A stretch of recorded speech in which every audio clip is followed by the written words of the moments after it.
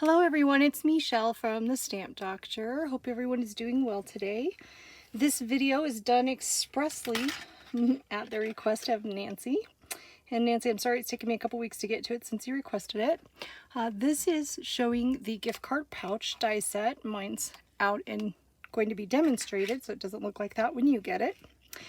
And it was originally created for the flip-flop die. This is the very first card making die I ever did, and it was made to fit in here to make a quick and easy little gift card pouch, and that's a perfect card to give the gift card in. All right, I just wanted to show here with a center step card that you can do the same thing, and it's going to fit down in here with the additional layer on it. And then here is the gift card.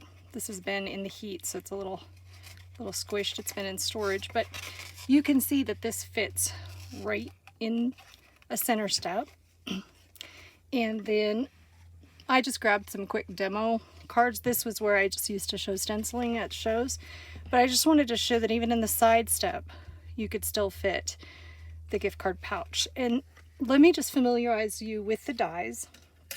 So you get 4 dies in this set, and this is the size that perfectly matches the gift card so you can decorate it.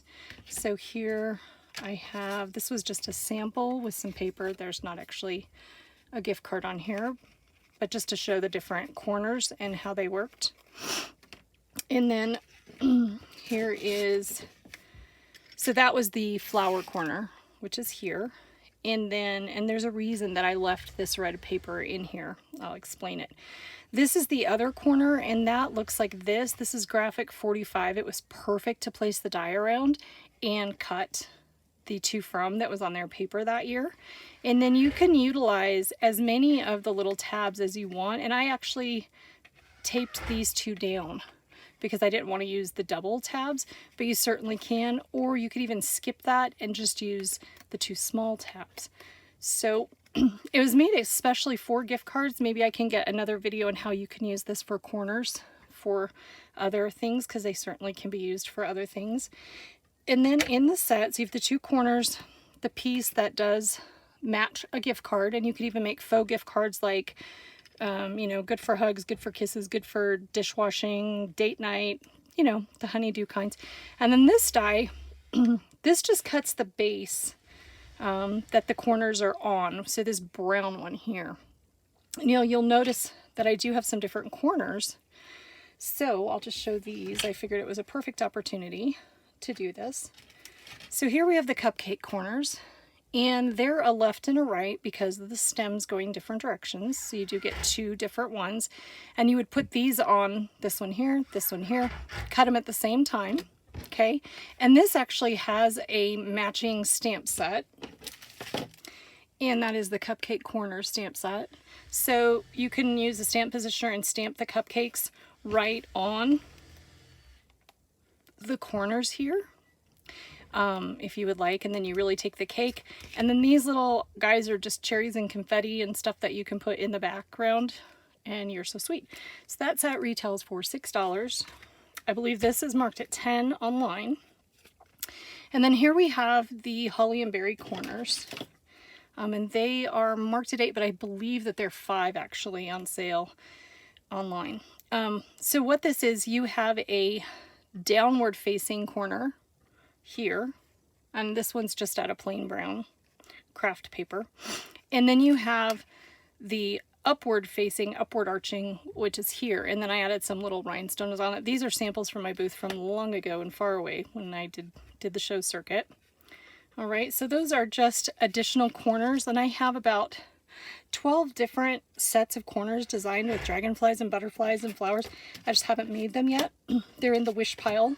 You guys have piles of dies that you wish you could get that I've already made. You should see my wish pile of things I want to make. So, all right, let me show you. So what I've done here is I've already taken the outside and I've cut this piece of cardstock. This is just cheap Astro Brights red that I have a ton of. Okay, so I'll set that die aside. And what I did then you are also going to need stencil tape. All right, and this is the stencil tape that I sell. It's $3 or $3.49. I'm terrible at prices, so I always have to go look them up myself. But I do sell stencil tape online. Just look for stencil tape. As far as I understand, Plaid is only distributing this to Joanne, if you can get it, and myself. So that is my standby stencil tape. It's inexpensive. You reuse the pieces over and over. So what you're going to do is you're going to place the corner of the die aligned with the corner of the paper, and you always want this flat spot to be in. So if I were going to do this on 4 corners, I would place it here, tape it, cut it, place it here, tape it, cut it, rotate it here, tape it, cut it, rotate it here, tape it, cut it. Now, when I made this, this is about, does this have a number on it? No. This is about my 16th die that I released. And at that point, dies just weren't as prevalent as they are now. So somebody once said, well, why don't you just make it so that it cuts both of these at the same time and the square at the same time? And I could do that, but then it always is what it always is, and you can't ever use it for anything else. Maybe you're doing a project and maybe this is perfect for something else, so that die could be used. And then maybe I want to put my die here and have the flat part going up to the middle, and this is going to create that kind of a tab for it. So I like making things that aren't always are what they are, like making things you can utilize different ways. So all right, so this would have been here, taped down, ran it through and cut it. Now I have little pieces parts stuck in my die, and I have little pieces parts stuck in my finished project.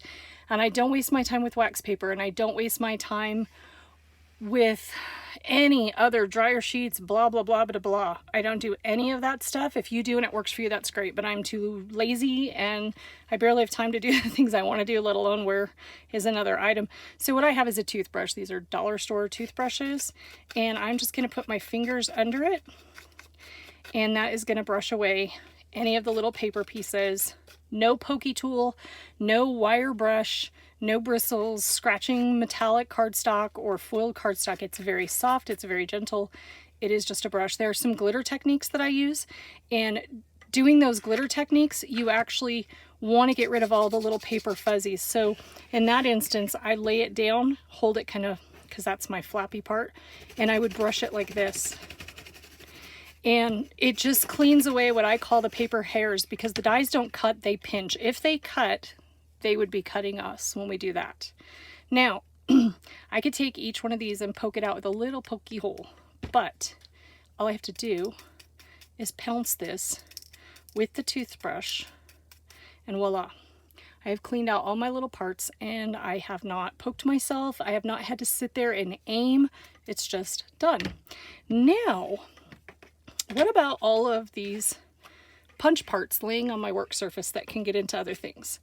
So at the Dollar Tree, you can get a handy dandy lint roller, and somebody once told me they call this punch poop. Hope that's okay. Kind of supposed to be G-rated here, but so I use this to clean up glitter, foil, flock, leafing, punch parts, all these little things on my work surface. I just use dollar store lint rollers and get them right out of my way. All right, so now we have our piece here, and I'm just gonna borrow, I like the red, so I'm gonna borrow this Christmas card, even though it doesn't really go with the daisies. So now I need to put this down on something. I don't have my glasses on because I can't see far away and close up, so give me just a second while I struggle with my eyeballs adjusting. There we go. All right, so now you could just tape that right into the inside of your card, and you just would use a little bit of glue. And I don't use tape, I use glue, okay? Because tape does not hold. And if you need to, you can take and put your gift card in here, and then take and run, I just run my thumbnail right along this ridge here, because you need to kind of stretch the paper and bend the corner part. Instead of it being flat, it needs to kind of arch up over the thickness of the card. So you just kind of, there's a little wiggle room in there. I'm going to move it over just a little and just kind of do that. You could use a bone folder, but my thumbnail is always attached to me and I never have to look for it. So And it leaves a little bit of a groove there. You can just kind of smooth that out. Nobody's going to notice that. They're going to be paying attention to the beautiful gift card you have in there. And by the way, you can cover the front of a gift card. You could decorate that sucker this thick. You could put all kinds of pop-up layers on your gift card, as long as you don't interfere with the code and the pin. Now, you could use removable glue, which I do have a great one. And you can make this whole top layer so it comes off the gift card, which I did here. So they could save this part of it, and then this part of it would scan. Otherwise, if they took it to the store all decorated then the register person would just have to simply type in the number, which they may not appreciate, but you know, you got to make a beautiful gift card. All right, so to attach this to another layer, guess what? I only have one layer of die that is this size, because I didn't actually think, this being my 16th die set, I didn't think forward to adding another piece, because if you remember at the very beginning of my video, it fit in here glued down. So I never really thought about adding another layer to this, which I could easily have done had I thought ahead. But instead, I want to show you another tool. So I'm going to go ahead and just glue this down. I'm using glossy accents, and I do have a few more of those that just came in today that I'll redo the stock. And I usually use this little bottle because it's easier to hold on to and get into small spaces. It does dry shiny, but I've never had it show where I didn't want it to show. So you just want to get it along these edges. My bottle might need the tip cleaned out. It looks like it's plugged a little bit. It'll work for what we're doing here. And I always keep a wipe handy in case I get it where I don't want it and I have to wipe it with my fingers. I just keep a diaper wipe on the counter, and now I'm just gonna squeege it around here. Whoops, I think I was off camera, sorry. So you get the idea though, right? Okay, put my pin back in that in just a second. And I'm just gonna, and I'm sticking it off center for a reason, which I shall explain. I did get a little bit that squished out here, so I'm gonna just wipe it with my thumb, kind of. Okay. The one thing I didn't pull out that I usually do use, and I apologize for not having it out, it is a brayer. I'll let you look at that real quickly, and the brayer should be right here below me if I can get my shear out of the way. Sorry, you think you have everything, but you don't. At least I have my headset on and you can hear me. So I like to take a brayer, and I like to roll my brayer across all my little glue downy items, because that really makes it go flat. And instead of pressing and rubbing and catching a little thing that's sticking up, that is like, I call it my little steamroller. So, and I never wash it. If it has glue on it, it doesn't really usually affect it, because you can just roll it like on your pant leg, or you can roll it on your hands and it'll de-stick it. If you do wash it, make sure it's thoroughly dry, because I have done some other techniques and I rolled across it and it actually left a little tiny bit of moisture and dirty stuff, and it ruined my project. So I do sell these online also. These are a mini brayer. If you have a brayer, I don't see why you couldn't use it. I like the tiny one because it's really easy to use. So I'm going to do a video on this. This is a glass mat from the Dollar Tree, and it's 7 by 7. So it fits in my little to-go containers. And then what I did is I used Super Tack, which is my super sticky multi-purpose glue that dries tacky, but it also dries permanent, so it's removable or permanent. So the feet on the cutting border on this side, the smooth side, that's the side I want to use. The other side, which you can't see, is bumpy. So you take the feet off and use some rubbing alcohol, clean off the goopies for the feet. And that is now this side, okay? And then you apply the Super Tack, to it, and then you stick some non-slip grippy stuff on there. So I'm gonna do a quick little video here when I'm done with this one, just to show you how to do this. But I like a glass mat for cutting when I use my Perfect Layers rulers, and they're not called Perfect Layers anymore, so I apologize to We Are Memory Keepers, but I can't seem to stop calling them Perfect Layers. So I think this is the greatest invention ever made. No matter how many dies I create, I will still give it hands down to the original Perfect Layers people, because these are brilliant. I do sell these. They've come down in price. They're $15 for a set of 2 with these. And I'll link below. I do have the original Perfect Layers company's original video on how to use them, but they have 8 different sizes. So what it is they call it the patented stop lip catch system. There's a groove here, and from here to here it is 5/8 of an inch. And I know it's 5/8 of an inch because I can read it. So the groove is actually underneath here. So 5/8 of an inch. So that means if I put this against my red layer here, and you press down back here and it stops, then my cut line is going to be 5/8 of an inch away from the edge. And you can watch more in the other video, but that was just a quick idea. Now you can use my favorite are 1/16 and 1/8, and they're on 2 different rulers, which makes it kind of crazy, but I usually use just those. That non-slip grippy stuff worked really well. I'm impressed. This is my first use since I put it on. So what you're going to do with these, now you could just cut your white layer, glue, you know, to the size that you want. So you can measure this. I have absolutely no idea how big it is, but you could measure it, or you could stick it down and use your paper trimmer. But I like the Perfect Layer. So I'm going to use the 1/8 inch, and you're going to use, I prefer a box knife, not an X-Acto knife. And the video, I think they show you cutting towards you like this, and your elbow hits your body, and to me it's not efficient. So I always taught it shows like this. Okay, so we're going to pull back. You can feel it stop on the top layer. I'm going to advance my blade, and then I'm going to drag it across and cut. And if it doesn't completely move away, I do it twice. That way I know it is completely cut. Now I'm going to slide it back. Now I can feel it catching, and it wants to go right over top. So you have to kind of get used to how it feels when it catches. Okay, and then hold it. And that one moved clear away, so I know that it was cut through.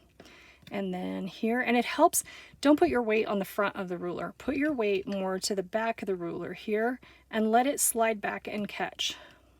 As I say that now, I need to move it. Oh, and you know what I did? I was planning for 1/16. I'm going to switch because I didn't really give myself, I think it's really close to 1/8 right there. Plus it's not going to be 1/8 right there. So leave yourself a little bit more room if you want a wider edge. So let's try that again. 1/16. And a lot of people are afraid of the knives. Don't be afraid of the knife, because you're going to put your fingers back here. It's plenty wide enough. Your blade is up here. You're not going to cut yourself. And a nice sharp blade on the glass mat, you can see it just pops those pieces right away. All right, so, and this needs retracted so we don't cut ourselves. So now I'll go ahead and take this, even though it did not match the flower corner, and we will wiggle it down in there. And it does have wiggly room. Okay. And that is the gift card pouch. And now I could take, only I certainly wouldn't use my You're Amazing, because that would be crazy, because this is Christmas. But you can see it fits right in there. It doesn't fit in there, sorry, but it does fit down in here, so you can do this. And then what I like to do is I like to put a message stamped in here when they remove the card. Then you can put your personalized message underneath. Alrighty, so that is the gift card pouch and the Perfect Layers or layering guides, rulers, and here's this.